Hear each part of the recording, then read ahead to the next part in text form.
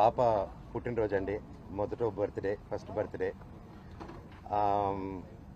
మేము వీళ్ళ సైడ్ నుంచి ఏం కోరట్లేదు, ఏది అడగట్లేదు. ఫస్ట్ నుంచి I'm very clear about it.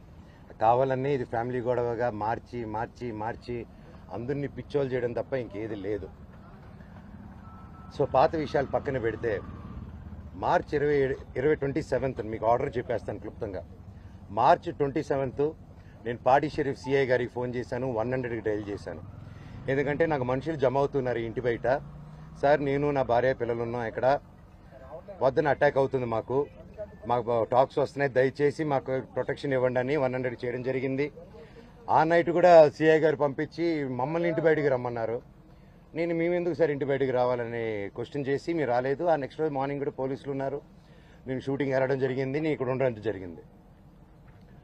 April 1న నేను ఇక్కడ ఏప్రిల్ 2కి మేము బర్త్డే చేసుకుందామని మేము మా వరకే చేసుకుందాము, ఈ దీంట్లో ఈ గోల్లో అందరినీ పిలుచుకొని ఇది ఒక్కర్లేదు, ప్రశాంతంగా పాపతో టైం స్పెండ్ చేసుకుందాం అన్న బావతో చేసుకుందాం అనే ఉద్దేశంతో ఎవరిని పిలుచుకోకుండా మేము చేసుకుందాం అన్న టైంలో 1వ తారీఖు పొద్దున 1వ తారీఖు ఆ ముందు రోజు రాత్రి మేము వెళ్ళి సరే ఓకే ఇక్కడ వద్దు జైపూర్కి వెళ్ళిపోదాం, ఇక్కడ ఉంటే ఇవన్నీ ఎందుకు హెడ్ఏక్ అని మేము 4 టికెట్లు బుక్ చేసుకొని వెళ్దాం అనుకునే టైంలో మా అందరికి ఇన్ఫామ్ చేసి వెళ్తున్నాం అని.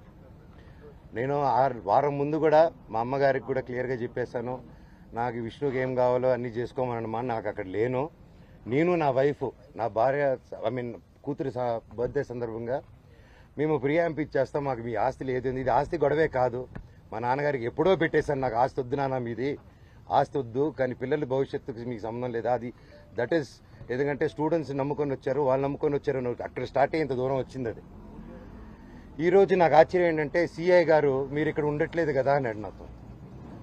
సార్ అయితే మార్చి 27 మీకు ఫోన్ చేశాను కదా సార్, ఇక్కడే కదా ఉన్నాను, మీరే కదా ప్రొటెక్షన్ ఇచ్చారంటే సైలెంట్ ఉంటాడు.